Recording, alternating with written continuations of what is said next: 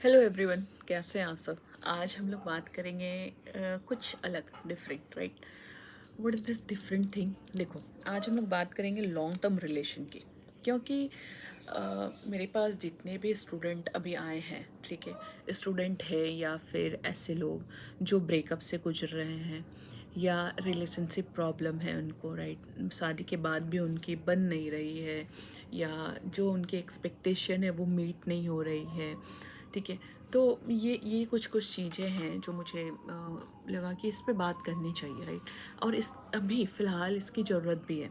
कुछ लोग तो मतलब इस इंटायर थिंग्स के लिए कभी कभी इतने स्ट्रेस या डिप्रेशन में चले गए हैं कि वहाँ से ओवरकम करना उनके लिए थोड़ा दिक्कत है। लाइक क्वेश्चन, कुछ लोगों के साथ जब मैंने उनको हील किए, राइट, या उनसे बात करी, तो कुछ लोगों के साथ मुझे ये भी लगा कि उनका यही क्वेश्चन था हर बार जब भी मैं उनसे बात करती थी कि उसने मुझे क्यों छोड़ दिया, या अ, वो मुझे क्यों छोड़कर चली गई, राइट। तो कुछ यही क्वेश्चन उनके बार बार होते थे, हर बात, हर टॉपिक्स के बाद उनका यही बार बार क्वेश्चन आता था। तो उनको समझाने में मुझे यही लगा कि नहीं, this is the very vast thing to talk. क्योंकि जब कल कल मैं गई थी, बहुत बहुत जगह कल मुझे जाना था। अम, कुछ ऐसे पब्लिक प्लेस भी गई थी जहाँ कपल्स ज़्यादा थे, राइट। तो मैंने देखे कि जहाँ कपल्स ज़्यादा हैं वहाँ जो चीज़ मुझे ऑब्ज़र्व करने को मिली वही शेयर करूँगी उसी के बेस पे। और जो स्टोरी मैंने खुद डील करी है, जिन लोगों को मैंने खुद समझाए हैं, जो हील हो गए हैं आज, वो बहुत अच्छा काम कर रहे हैं अपनी लाइफ में, उनके स्टोरी से जो चीज़ों मैंने ऑब्ज़र्व किया वही मैं आपको बताना चाहूँगी। होप ये इन्फॉर्मेशन आपको काम आ जाए। तो आज कल जब मैं बहुत जगह गई तो मैंने दो चीज़ें ऑब्ज़र्व की। एक मैरिड कपल, राइट, एक अनमैरिड कपल। मैरिड कपल तो समझ आ गया, अनमैरिड गर्लफ्रेंड बॉयफ्रेंड थे, डेफिनेटली गर्लफ्रेंड बॉयफ्रेंड थे, अनमैरिड कपल, राइट। तो ये थे, ठीक है।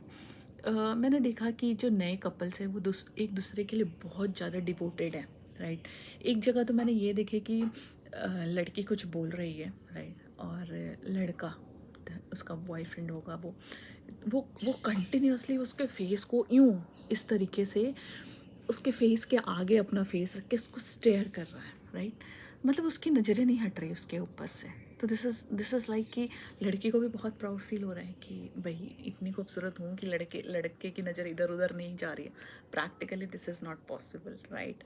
सो I am talking about the very practical things here, कि प्रैक्टिकली ये बिल्कुल पॉसिबल नहीं है कि कोई 24 घंटे बैठ के आपके चेहरे को ताड़े, right. This is not possible.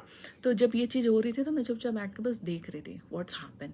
तो मैंने देखा कि वो कंटिन्यूसली उसको देख रहा है, स्टेयर कर रहा है, और वो कुछ बातें कर रहे हैं। तो वो लड़की बात कर रही है बट लड़का उसको कंटिन्यूसली देख रहा है। मतलब काफ़ी दोनों के बीच का बॉन्डिंग काफ़ी अच्छा था। अ, और वो कंटिन्यूस को स्टेयर कर रहा है। So this is the good thing. But ये लॉन्ग लास्टिंग अगर हो जाए तब तो और बहुत बड़ी बात है और बहुत अच्छी बात है अगर ये लॉन्ग लास्टिंग हो जाए तो। बस प्रॉब्लम यहीं आ जा रही है कि ये चीज़ें लॉन्ग लास्टिंग नहीं हो रही है, राइट। ये चीज़ें एक बार लॉन्ग लास्टिंग हो जाए ना, वो बॉन्डिंग जो मुझे कल दिखी है पर्टिकुलर उस कपल में, वो एक बार लंबी होनी चाहिए, राइट। वो बस उस ड्यूरेशन के लिए या 2-3 मंथ्स के लिए नहीं होनी चाहिए। वो दोनों का जब तक साथ रहे तब तक होनी चाहिए, है ना। व्हाट वी एक्सपेक्ट, यही हम लोग सभी एक्सपेक्ट करते हैं कि ये चीज़ें ना हमेशा होनी चाहिए, बट वही नहीं हो रही है। दैट इज़ द प्रॉब्लम, ठीक है। बहुत डिवोटेड है लेकिन समय के साथ साथ वो डिवोशन धीरे धीरे कम हो जा रहा है। और ये सिर्फ गर्लफ्रेंड बॉयफ्रेंड के साथ नहीं हो रहा है, या गर्लफ्रेंड बॉयफ्रेंड के रिश्ते में नहीं हो रहा है।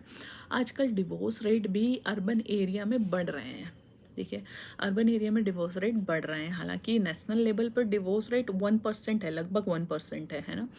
1% के आसपास है अकॉर्डिंग टू डेटा जो मैंने रीड किए हैं। लेकिन शहरों में, अगर मैं पर्टिकुलर शहर की बात करूं तो इंडिविजुअल शहर्स की बात करूं तो शहर में में ये पिछले कुछ सालों में 30 से 40% तक बढ़ गया है, ठीक है। ये 30 से 40% तक बढ़ गया है। यही प्रॉब्लम है, ये क्यों बढ़ रहा है, what is the reason behind it. जब इतनी अच्छी बॉन्डिंग है, राइट। दोनों जो न्यूली मैरिड कपल है उनका भी यही है ठीक है। इनिशियली इतने सारे फ़ोटो पोस्ट होते हैं इंस्टाग्राम पे या फेसबुक पे, राइट, जो भी सोशल मीडिया है उस पर, लेकिन आफ्टर 1 ईयर 2 ईयर 3 ईयर्स और 5 ईयर्स के बाद वो फ़ोटो नहीं आता है ना। जितनी बातें लिखी जाती है फ़ोटो के ऊपर, वो चीज़ें ख़त्म हो जाती है, वो आती ही नहीं है, राइट। तो ये बदलाव बदलते नॉर्म्स और लोगों की बदलती सोच को दिखाता है बेसिकली। अब सवाल ये है कि हम अपने रिश्ते को कैसे लंबे समय तक बैलेंस में रख सकते हैं। जब मैंने इतनी बात कर ली तो अल्टीमेट क्या है, क्वेश्चन तो यही बन रहा है ना हमारे पास कि अब सवाल यही बन रहा है कि अपने रिश्ते को कैसे हम लंबे समय तक बैलेंस में रख सकते हैं, कैसे वो डिवोशन हमारे साथ सालों साल तक चलता रहे जब तक हमारा साथ है, राइट। तो सबसे पहली बात तो इमोशनल इंटेलिजेंस, राइट। अब इसमें मैंने पढ़ाई कहाँ से घुसा दी, देखो ये कोई पढ़ाई नहीं है। मैंने यहाँ मैं आपको एथिक्स नहीं पढ़ाने आई हूँ कि मैं एथिक्स का एक चैप्टर आपको बैठ के पढ़ाऊँ, इमोशनल इंटेलिजेंस नहीं।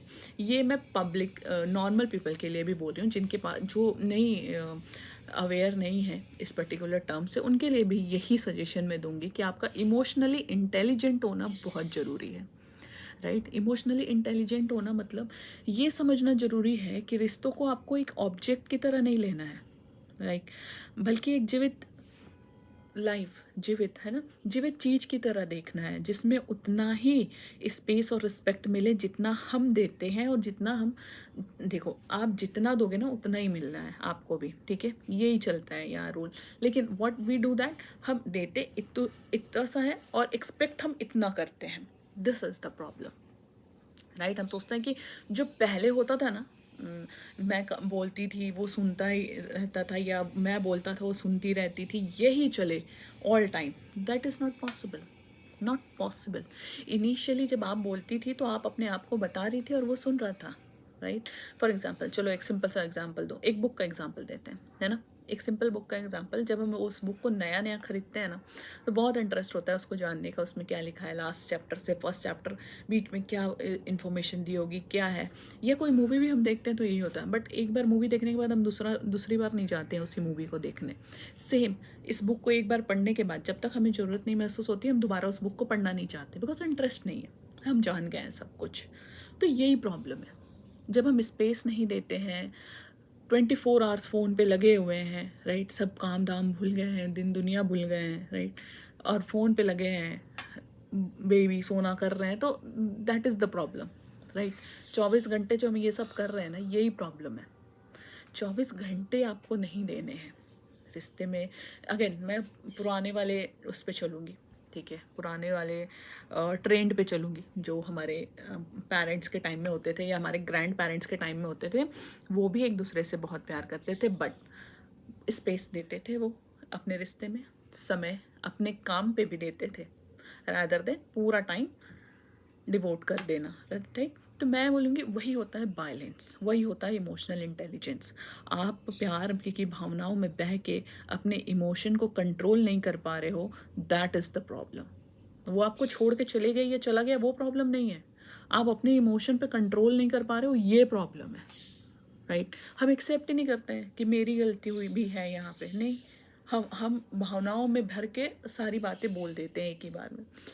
टेक टाइम, ठीक है, हर दिन थोड़ी बात करें, हर दिन 1 घंटे भी बात बहुत हो जाएगी, रादर देन कि क्या खाएं क्या पिए करके 24 घंटे उस बात को हम बोल रहे हैं, राइट। तो this is the one thing जो कॉमन है सभी के साथ, ठीक है। दूसरी, हम ऑब्जेक्ट की तरह ना ट्रीट करें, ठीक है। ऑब्जेक्ट की तरह ट्रीट करने का मतलब कि अगर हमें कोई चीज़ें पसंद आती है, या सिंपल एक सॉन्ग को लेते हैं, अगर एक कोई सॉन्ग पसंद आया तो हम उसको रिपीट करके 30 बार 40 बार सुन लेते हैं और फिर नहीं सुनते हैं उसको, राइट। फिर उसको हम लगता है 3-4 साल बाद फिर एक बार कभी सुनते हैं, अदरवाइज नहीं सुनते। This is kind of object, ठीक है, इंटरटेन के लिए। या फिर कोई हमने अपनी नई कार खरीदी, उसको हमने चला लिया स्टार्टिंग के 1 मंथ 2 मंथ्स, उसके बाद इंटरेस्ट ख़त्म हो गया, देन बिलीव इट, है ना। फिर हम लगता है कि यार अभी कौन जाए, कौन अभी ड्राइव करे, कोई और ड्राइव कर दे, तो इंटरेस्ट ख़त्म हो गया। तो ये ऑब्जेक्ट के साथ होता है इस तरीके की चीज़। लेकिन आज हम अपने रिश्तों के साथ भी कुछ ऐसा ही कर रहे हैं। तो रिश्तों को ऑब्जेक्ट मत बनाइए, उसमें स्पेस दीजिए, टाइम दीजिए, और रिस्पेक्ट हम जितना चाहते हैं हमें उतना ही रिस्पेक्ट सामने वाले को भी देना होगा। ये बहुत बड़ी चीज़ है यहाँ पे, ठीक है। इसके साथ ही कुछ अदर सिंपल टिप्स भी आप अपना सकते हैं, जैसे कि अपने पार्टनर को थोड़ा पर्सनल स्पेस दीजिए। हर चीज़ को ओवर एक्सपेक्ट करने की जगह उसमें एक नेचुरल फ्लो बना के रखिए, राइट। दूसरा, जैसे पुराने ज़माने में लोग धीरे धीरे मिलते थे और सालों तक वो एक्साइटमेंट बना रहता था, वैसे ही थोड़ा समय लेकर रिश्तों को इवॉल्व होने दीजिए। हम इवॉल्व नहीं होने देते हैं, प्रॉब्लम यही है हमारे साथ, है ना। इवॉल्व ही नहीं होने देते, समय ही नहीं देते हैं। तो इवॉल्व होने दीजिए। समय देने का मतलब ये नहीं कि हमने अपना पूरा 24 आवर्स सामने वाले को दे दिया है, जी नहीं। आपको अपना बस 1 आवर देना है। समय देने का मतलब ये हुआ कि लॉन्ग टाइम तक वो समय देना है। एक ही दिन 24 घंटे नहीं दे देना, आपने हर दिन एक एक घंटे देना है। तो वो 24 घंटे यानी कि 24 दिन चलेगा वो रिश्ता, रादर देन कि एक दिन आप चलाओ उसको, ठीक है।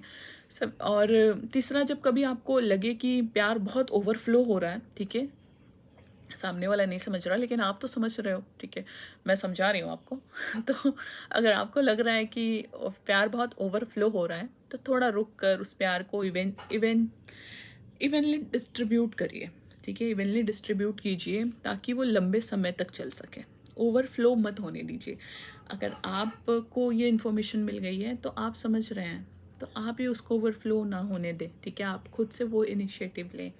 और अगर कभी ब्रेकअप भी हो जाए, ठीक है, या जिनका हो रखा है और वो डिप्रेस हैं, अभी तक रूम से बाहर नहीं निकले हैं, रजाई के अंदर रो रहे हैं, तो उनके लिए ये है कि अगर ब्रेकअप हो भी जाए तो ये याद हमेशा रखिए कि आप में कोई कमी नहीं है, ठीक है। हम हमेशा यही सोचते हैं कि क्या कमी थी मेरे में, तो आप में कोई कमी नहीं है। ये बस एक नया फेज शुरू हुआ है आपके लाइफ में, और ये समझिए कि आपकी लाइफ में अब कुछ नया और बेहतर आने वाला है, राइट।